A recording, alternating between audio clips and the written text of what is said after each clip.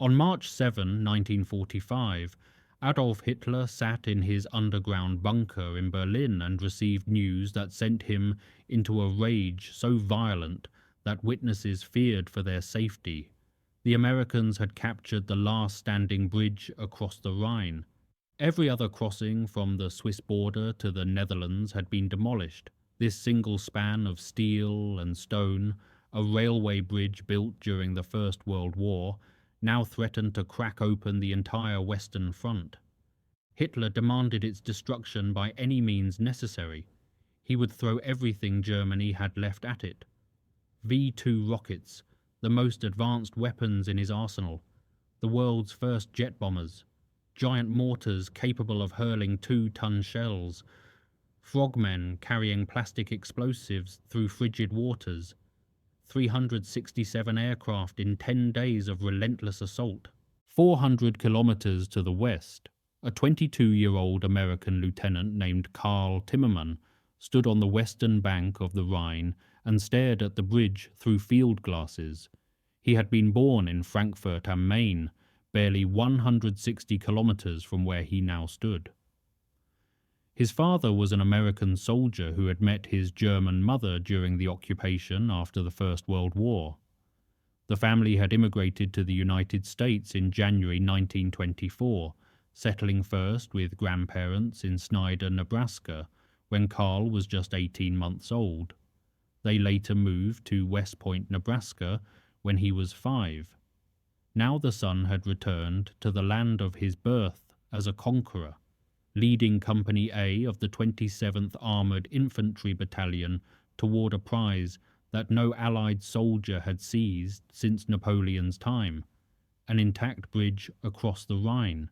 When his commanding officer asked if he could get his company across that bridge, Timmermann gave the only answer that mattered.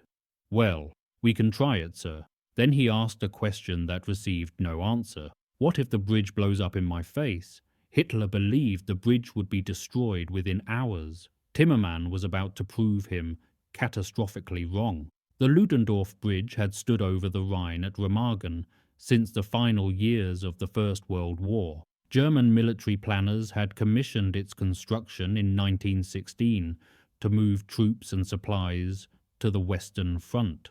The project was part of a larger strategic railway network designed to give Germany interior lines of communication, allowing rapid transfer of forces between the eastern and western fronts.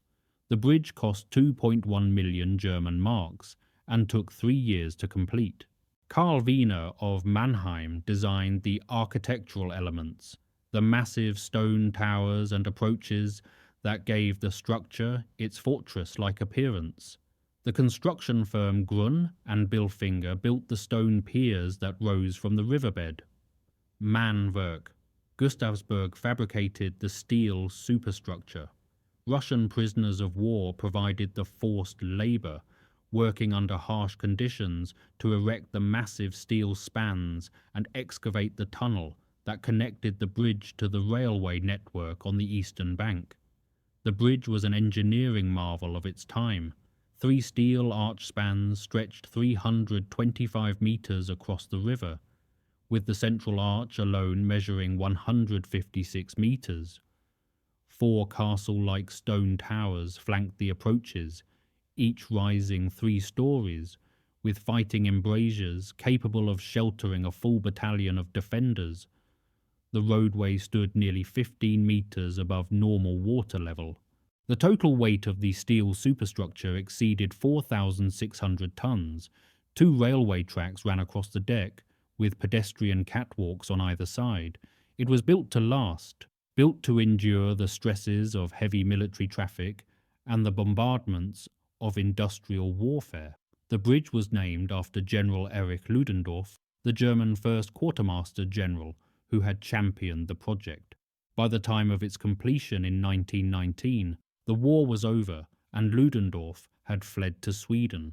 The bridge that bore his name would outlive his military reputation by decades. After the armistice, the Ludendorff Bridge fell into relative obscurity. It served local rail traffic and became just another piece of infrastructure in the German heartland. Tourists occasionally visited to admire the massive stone towers.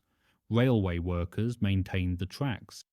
The bridge became part of the landscape, unremarkable and unnoticed. But military planners never forgot its strategic value.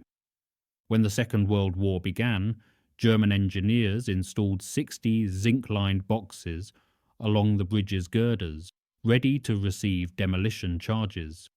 If the day ever came when enemy forces threatened to seize the crossing, those charges would bring the bridge crashing into the Rhine within seconds.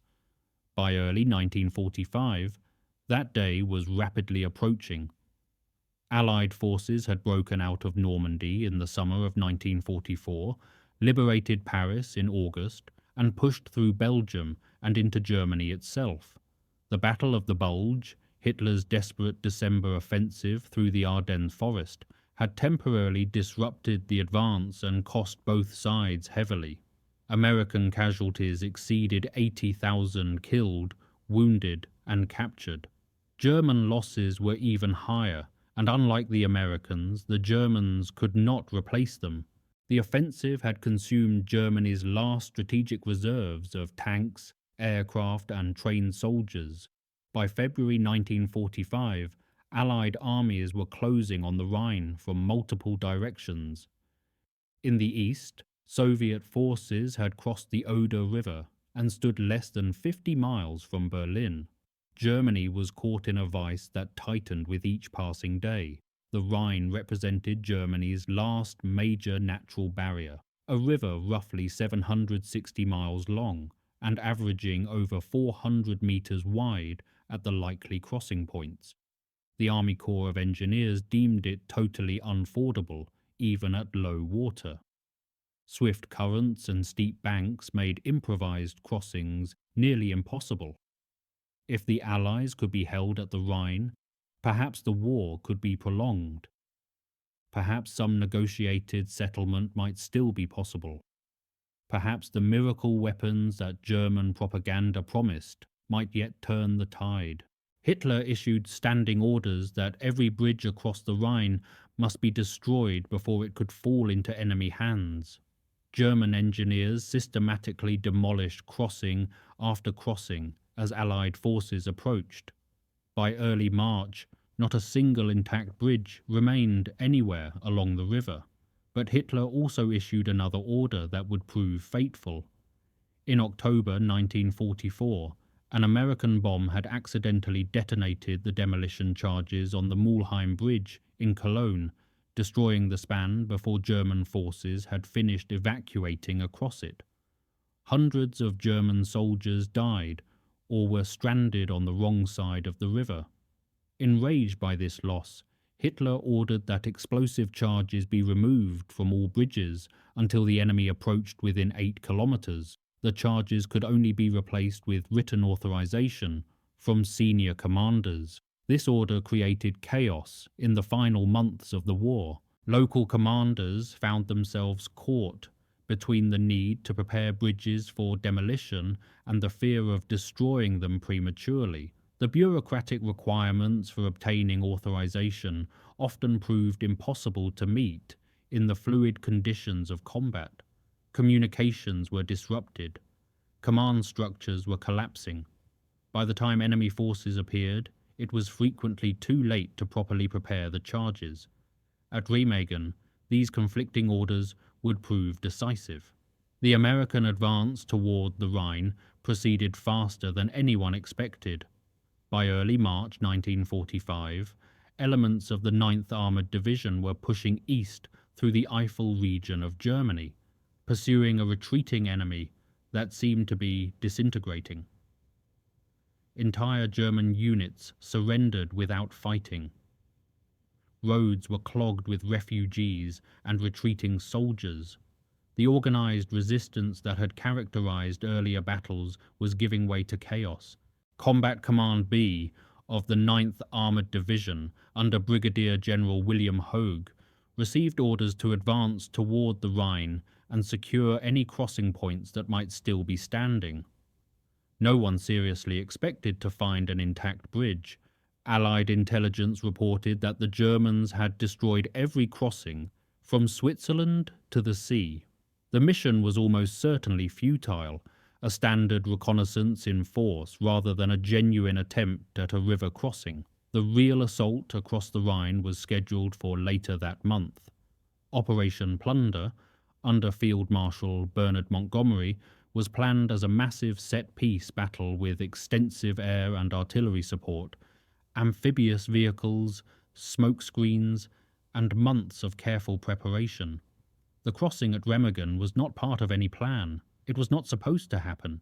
On the morning of March the 7th, advance scouts from the 89th Cavalry Reconnaissance Squadron reached the heights overlooking the Rhine Valley near the town of Remagen. What they saw through their binoculars seemed impossible. A bridge still standing, not demolished, not burning, standing. Crowds of German soldiers and civilians were streaming across it, fleeing to the eastern bank. The scouts radioed back their report with mounting excitement. At division headquarters, officers studied their maps. The Ludendorff Bridge was real, and it was still there.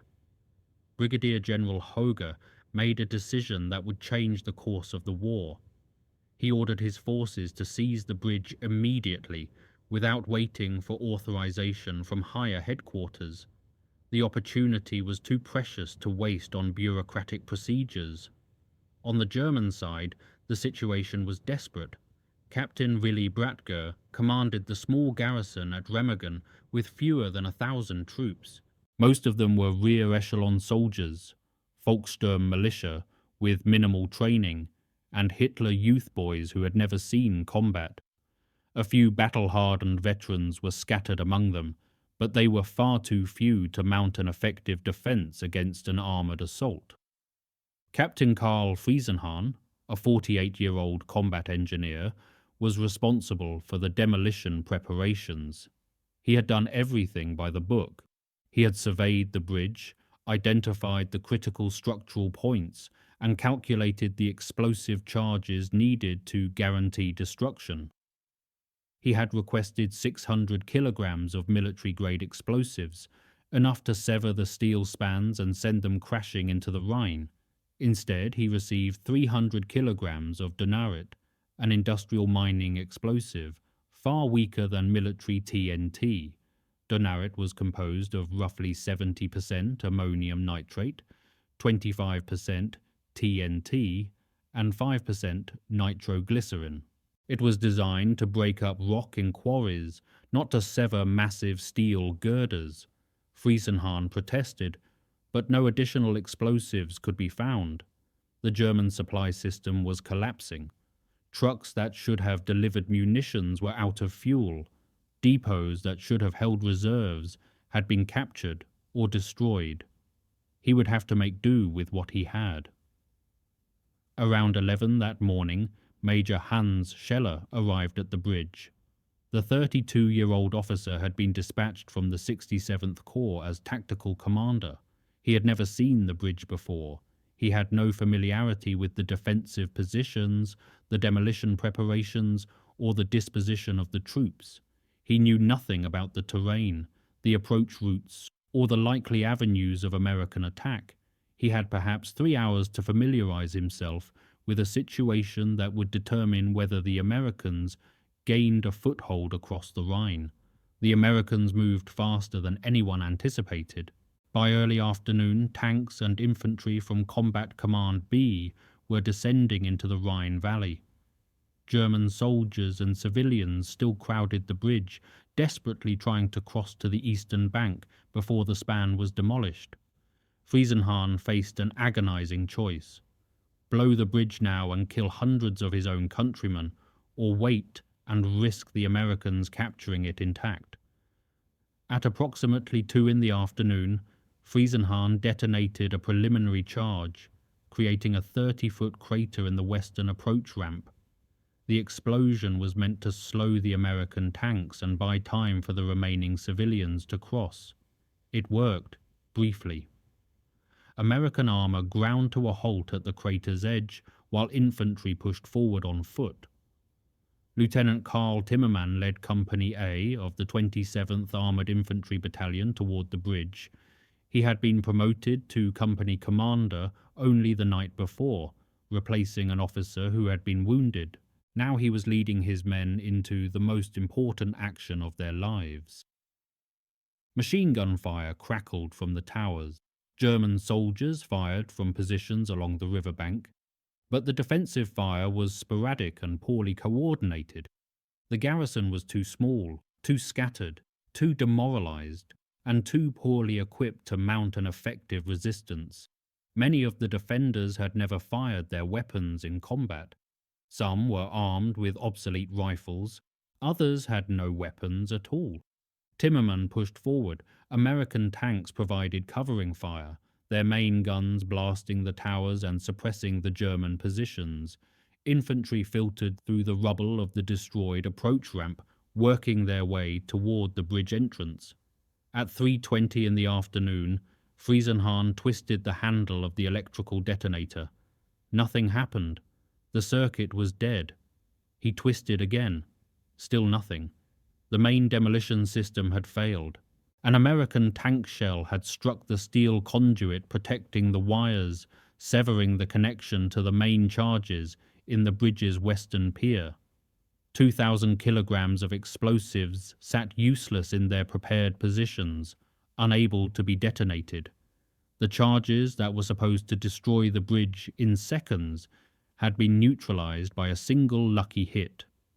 Friesenhahn had prepared for this possibility. German demolition doctrine required backup systems for critical targets. A primer cord ran from the eastern bank to emergency charges on the nearest pier. The cord could be manually ignited to detonate these secondary explosives. It was not the ideal solution, but it might still bring down the bridge. The problem was that someone would have to run onto the bridge under fire to light it. Corporal Anton Faust volunteered. He sprinted approximately 90 meters onto the bridge while American infantry poured fire at the structure. Bullets sparked off the steel girders around him. The damaged decking groaned under his feet. Reaching the primer cord, he lit the fuse and ran back toward the eastern bank, as fast as his legs could carry him. Moments later, the emergency charge exploded. The bridge shuddered violently. Smoke and debris flew into the air. The steel spans seemed to lift off their supports. American soldiers watching from the western bank held their breath, certain they were about to witness the structure collapse into the Rhine. Instead, the bridge lurched upward, then settled back onto its supports. The emergency charge had been too weak. 300 kilograms of industrial explosive was not enough to bring down a bridge, built to carry military trains. The decking was damaged. Holes gaped in the roadway. Supporting girders were twisted and bent, but the bridge still stood. Those Russian prisoners of war had built it too well. Timmermann did not hesitate. If that bridge fell while he stood waiting for orders, the opportunity would be lost forever. He did not radio for permission. He did not consult with his superiors. He turned to his men and shouted for them to follow him. Company A charged onto the bridge. Sergeant Alexander Drabik, a 34-year-old former butcher from Holland, Ohio, ran point. He was the youngest son of 14 children born to Polish immigrant parents, John and Francis Drabik, who raised their family on a farm near Toledo. He had already been wounded once during the Battle of the Bulge and returned to duty. Now he sprinted across the damaged span, with machine gun bullets sparking off the twisted steel around him. Drabik reached the far side first. He became the first American soldier to cross the Rhine on foot since Napoleon's time. Running the 384-foot span took less than 60 seconds. We ran down the middle of the bridge, shouting as we went, Drabik recalled years later. I did not stop because I knew that if I kept moving, they could not hit me. Timmermann followed seconds later, becoming the first American officer across the Rhine. Behind him came engineers who immediately began cutting wires and kicking unexploded charges into the water. Every yard of the bridge held potential death.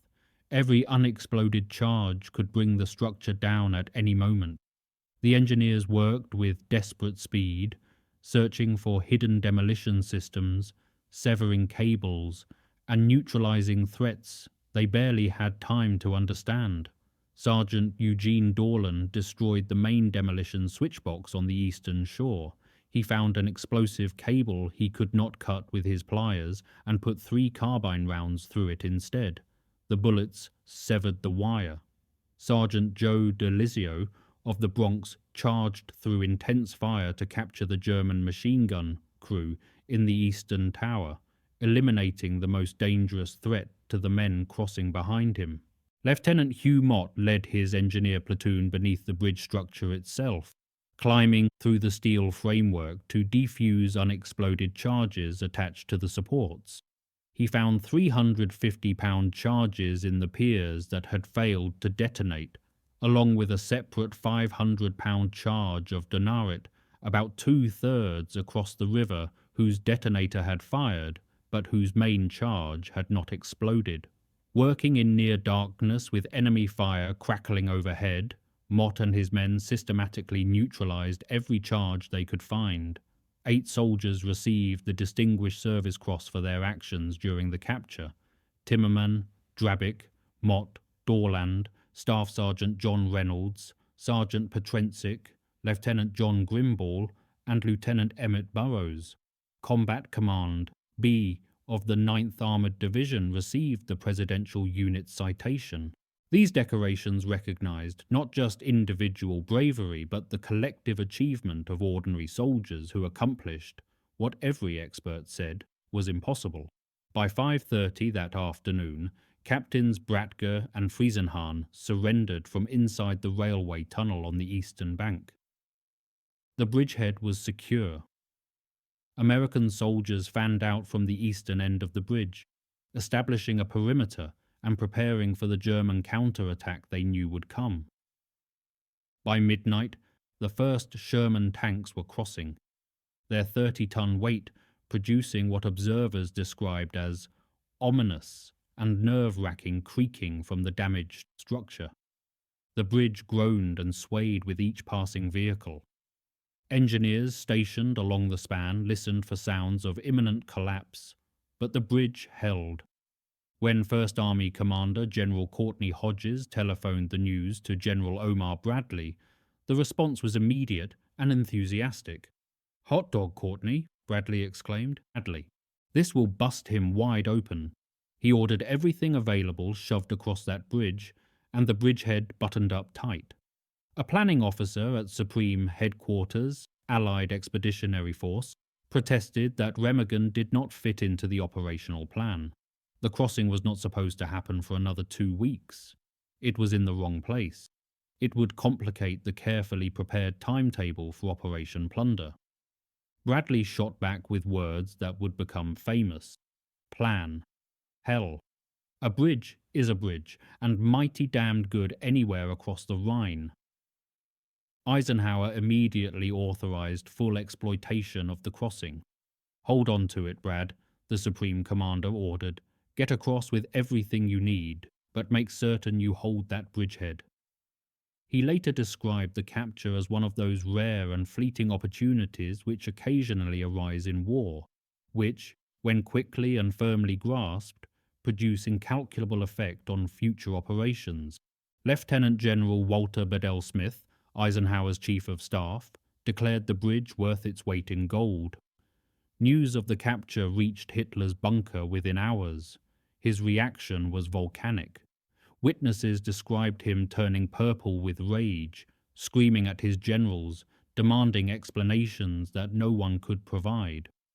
The failure to destroy the bridge represented not just a tactical setback, but a personal humiliation.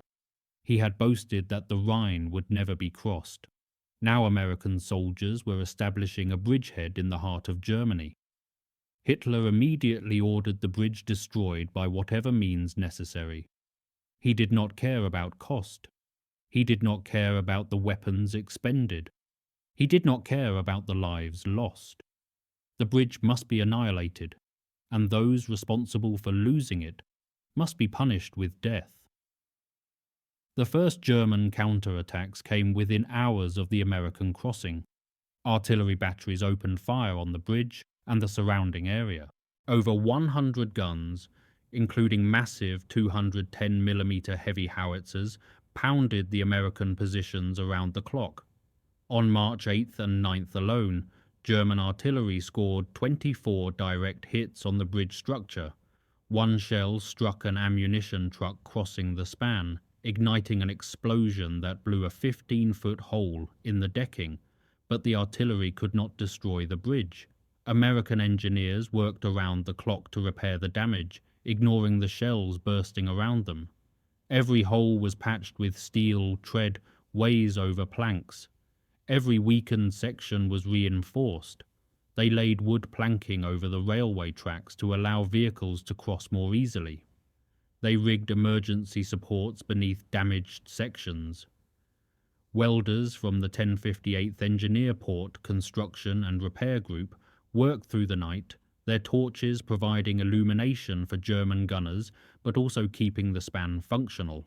Engineers discovered 640 kilograms of unexploded charges in wells inside the piers during their inspections. They knew the bridge could collapse at any time, but they judged it worth maintaining because artillery could not knock it out as readily as the tactical bridges they were constructing nearby. The Luftwaffe threw everything it had at the target. Over the 10 days following the capture, 367 German aircraft attacked the bridge and its approaches. Junkers, 87. Stukas dove through clouds of anti-aircraft fire, their sirens screaming. Fokker-Wulf 190s strafed the crossing points. Messerschmitt 109s tangled with American fighters over the river. Every type of aircraft still operational in the German infantry was committed to the assault. The American response was overwhelming. Anti-aircraft units converged on Remagen from across the Western Front. By March 13th, 672 anti-aircraft weapons ringed the bridge, making it the greatest concentration of anti-aircraft artillery ever assembled in the European theatre. The defensive array included 64 90mm guns for engaging high-altitude bombers, 216 40mm guns for medium-altitude targets, 24 37mm guns, 228 quad 50 caliber machine gun, mounts for low-level attackers, and 140 single 50 caliber machine guns. The sky over Remagen became a wall of steel that no aircraft could penetrate safely. American gunners shot down 109 German aircraft confirmed destroyed in 10 days, with another 36 probably destroyed. The kill rate approached 30% of all attacking aircraft. On March 8th, the 413th Anti-Aircraft Artillery Gun Battalion shot down all 8 Stukas in a single attacking formation at 3,000 feet. Every aircraft in the formation was destroyed before any could release its bombs, yet not a single German bomb found its mark. The bridge remained standing.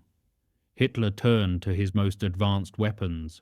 On March 7th, the same day as the capture, Arado Ar 234 jet bombers of Kampfgeschwader 76 received orders to attack. The R-234 was the world's first operational jet bomber, a technological marvel capable of speeds exceeding 660 kilometers per hour.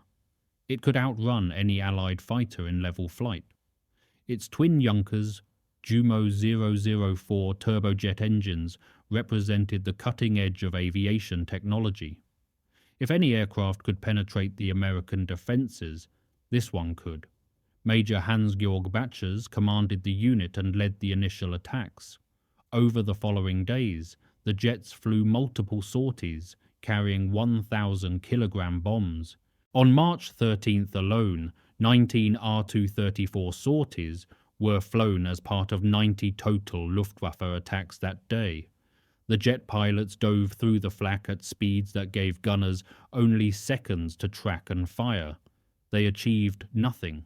The R-234 was a technological marvel, but it was almost impossible to fly accurately at high speed.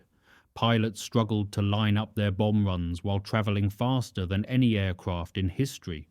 The R-234 had no bombardier. The pilot had to handle navigation, target acquisition, and bomb release simultaneously while flying at nearly the speed of sound. The bomb sight was primitive. The aircraft bounced and swayed in turbulent air. Not a single bomb struck the bridge.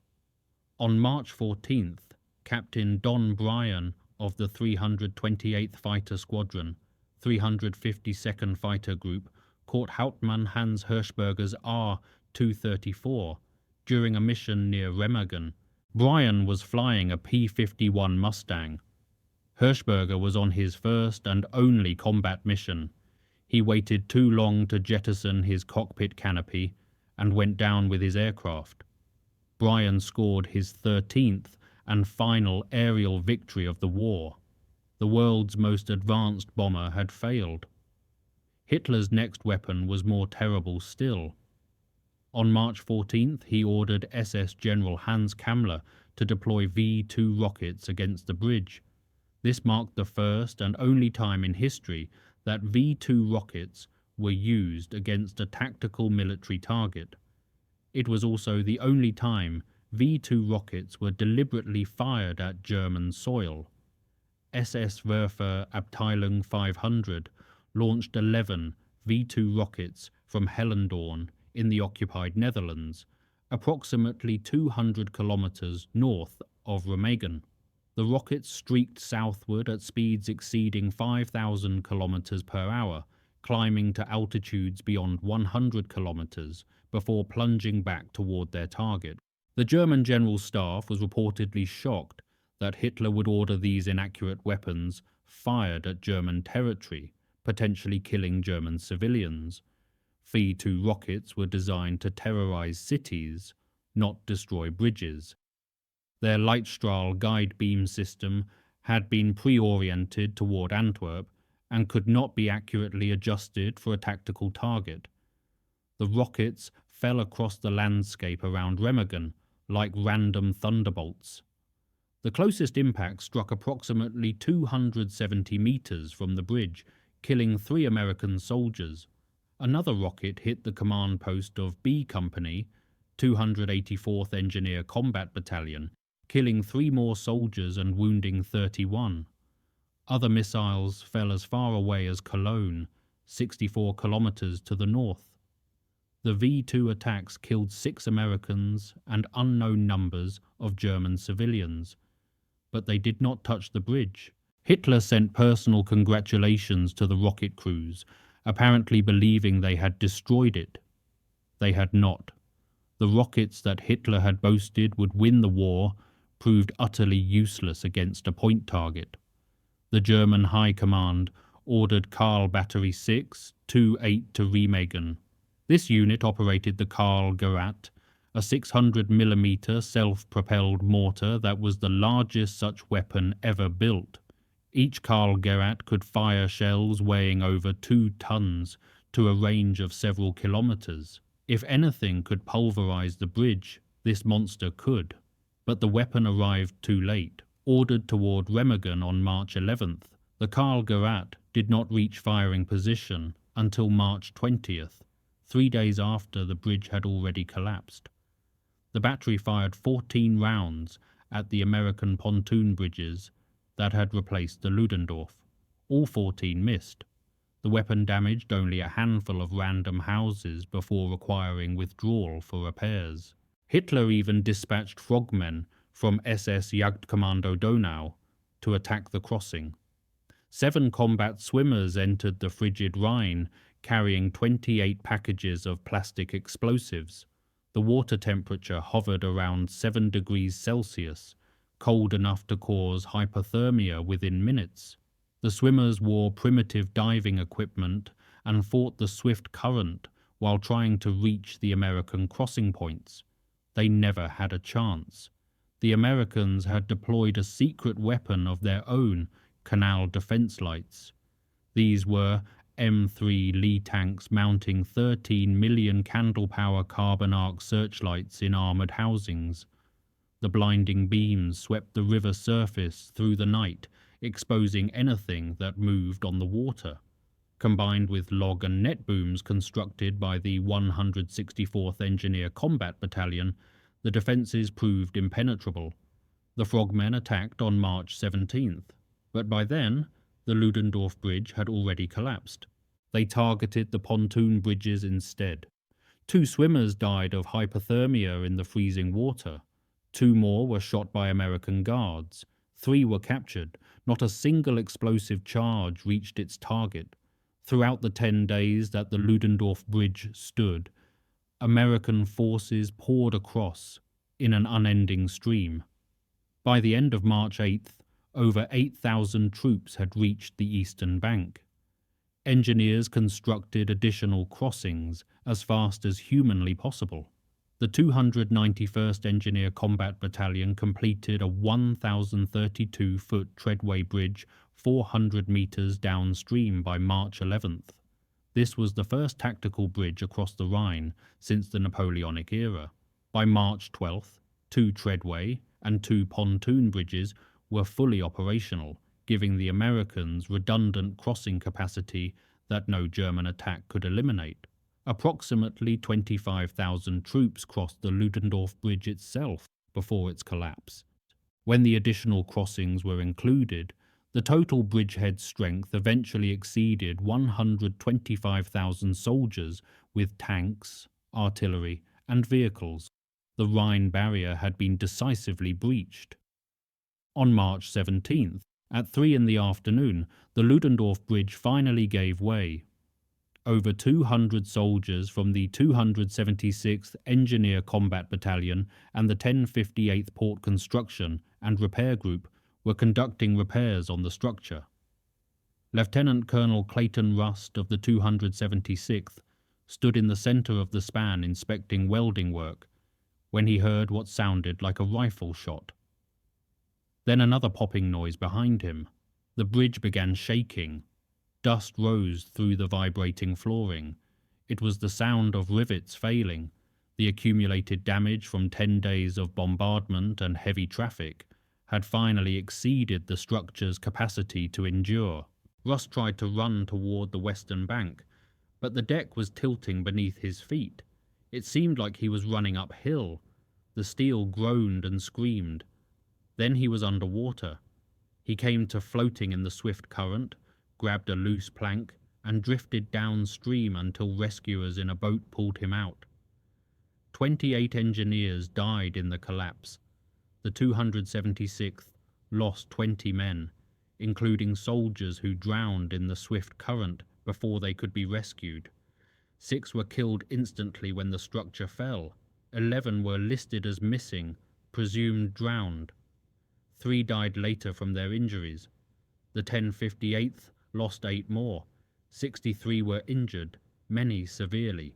The 276th lost its executive officer, 2 company commanders, 3 platoon leaders, and 6 platoon sergeants. Lieutenant Colonel Rust later described it as complete decimation of the unit command. The cause of the collapse was cumulative damage. The initial German demolition had severed the bottom cord of the upstream truss. Artillery had scored dozens of direct hits. Constant heavy traffic had stressed every rivet and weld. Near misses from bombs had shaken the foundations.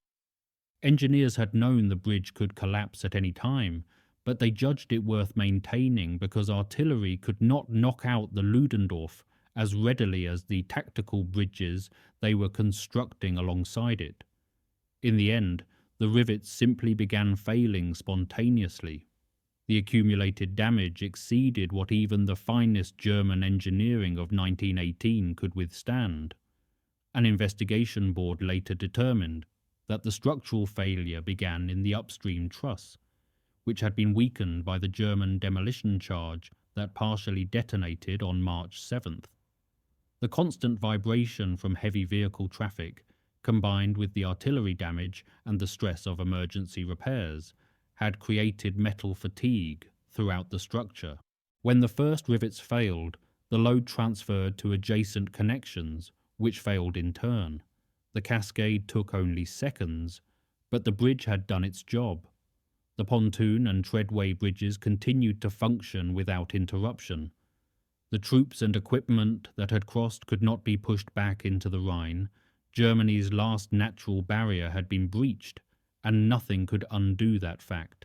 Hitler's vengeance against those who had lost the bridge was swift and merciless. He personally summoned General Lieutenant Rudolf Hübner from the Eastern Front to conduct what became known as Flying Drumhead Courts Martial. Hübner held a doctorate in dental medicine, but had no legal training whatsoever. He was described by contemporaries as a fanatical and reliable Nazi, selected precisely because he could be trusted to deliver the verdicts Hitler demanded. Hübner travelled by automobile through the rear areas, accompanied by 2 military police who served as an execution squad. He hunted for scapegoats among the officers associated with the bridge's loss.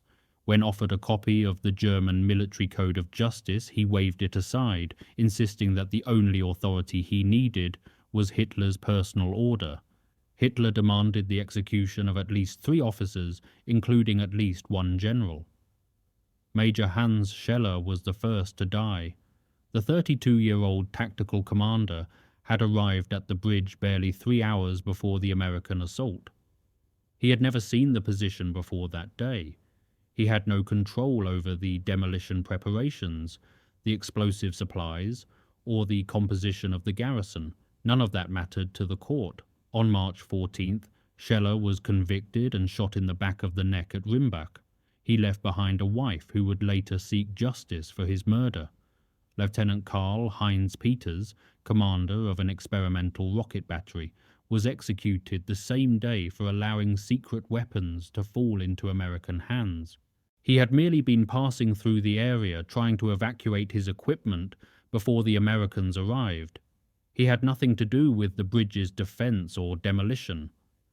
Major Herbert Strobel and Major August Kraft were shot on March 17th at Oberrissen. Kraft had laid the demolition charges but was 40 kilometers away when the Americans attacked. He could not have detonated them even if he had been present. All 4 officers were shot in the back of the neck and buried in shallow graves. Their letters to their families were burned. Their pension rights were initially revoked. The executions served no military purpose whatsoever. They were acts of pure vengeance by a regime that had lost all contact with reality. Captain Willy Bratcher, the combat commander who had actually been present during the American assault, was tried in absentia and sentenced to death. He survived only because he was already an American prisoner, having surrendered in the railway tunnel on the evening of March 7th.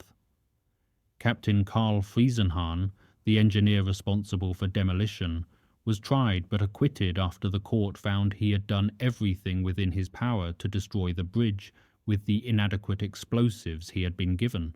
General Major Richard von Bothmer, commander of Bonn and Remagen, was tried by a separate court-martial for surrendering Bonn without adequate resistance.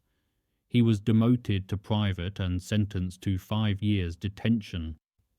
Immediately after the sentencing on March 10th, he grabbed a pistol that had been left carelessly on the courtroom table and shot himself. His wife was already dead. His son had been killed earlier in the war. He had nothing left to live for. Field Marshal Gerd von Rundstedt was dismissed as Commander-in-Chief of the Western Front and replaced by Field Marshal Albert Kesselring, who inherited a situation that was already beyond salvage. After the war, Major Scheller's widow initiated prosecution of the court-martial members for crimes against humanity.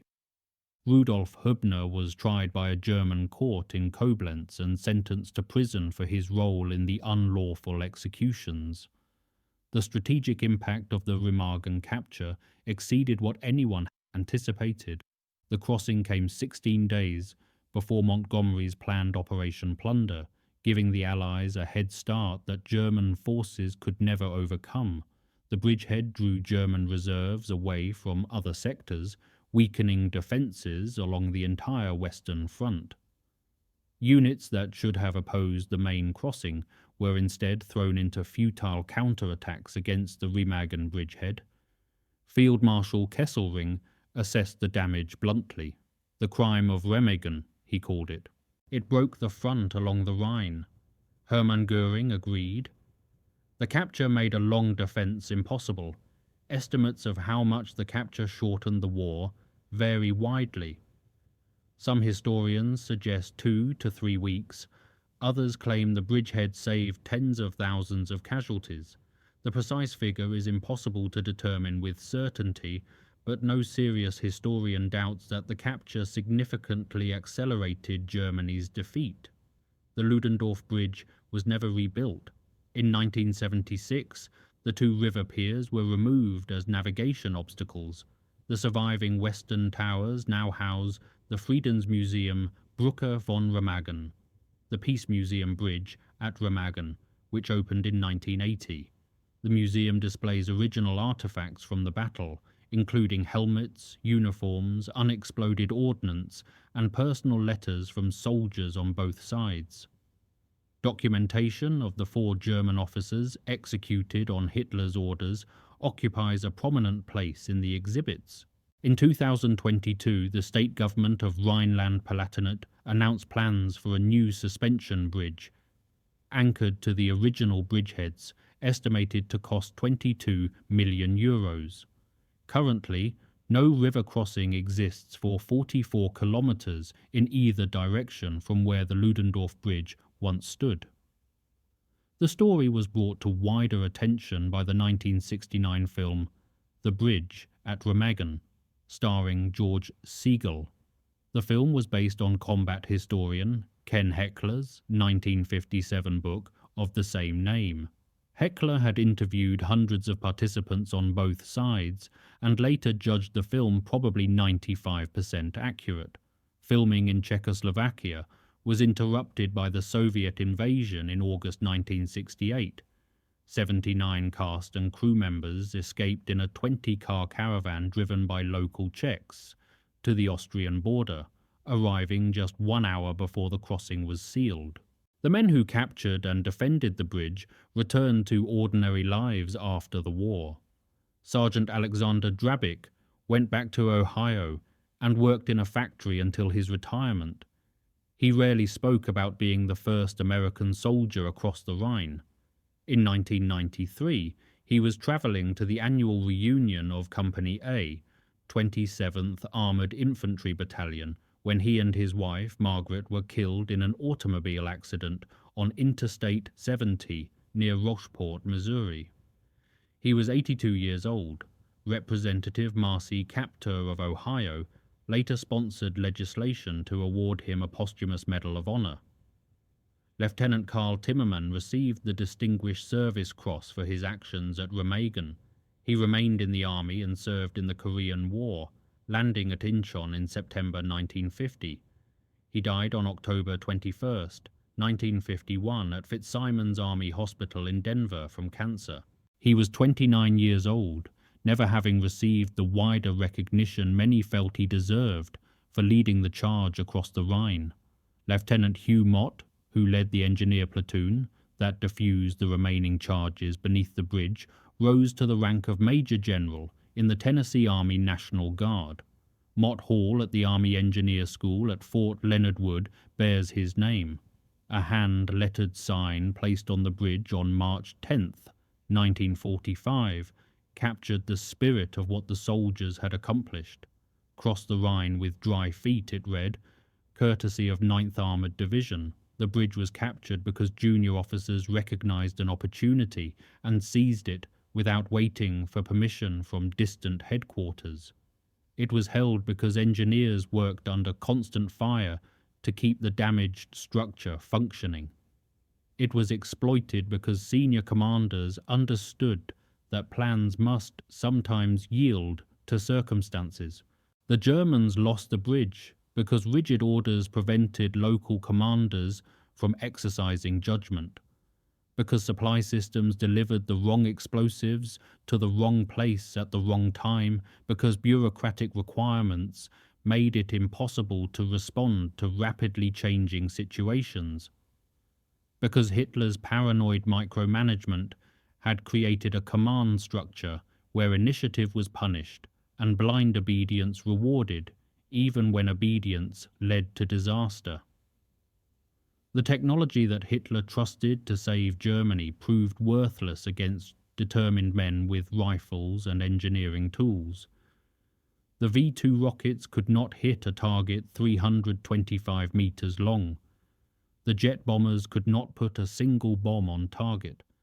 The wonder weapons that German propaganda had promised made no difference whatsoever when it mattered most. What made the difference was human courage exercised at the decisive moment. Timmermann charging across a bridge that might explode beneath his feet, Drabik sprinting through machine gun fire, Dorland shooting through a cable he could not cut, Delizio storming the tower, Mott climbing beneath the groaning structure to defuse charges that could have killed him in an instant. The Ludendorff Bridge was built by Russian prisoners labouring under German guards during One World War. It was captured by American soldiers whose families had come from every corner of the earth during another. It collapsed under the weight of damage that 10 days of bombardment had inflicted. 28 engineers gave their lives in that collapse, but the bridge had held long enough. The foothold on the eastern bank could not be dislodged. The war was shortened. Victory was assured. If you found this story compelling, please take a moment to like this video. It helps us share more forgotten stories from the Second World War. Subscribe to stay connected with these untold histories. Each one matters. Each one deserves to be remembered. Leave a comment below telling us where you are watching from. Our community spans the globe, from veterans and their families to history enthusiasts everywhere. Thank you for watching, and thank you for keeping these stories alive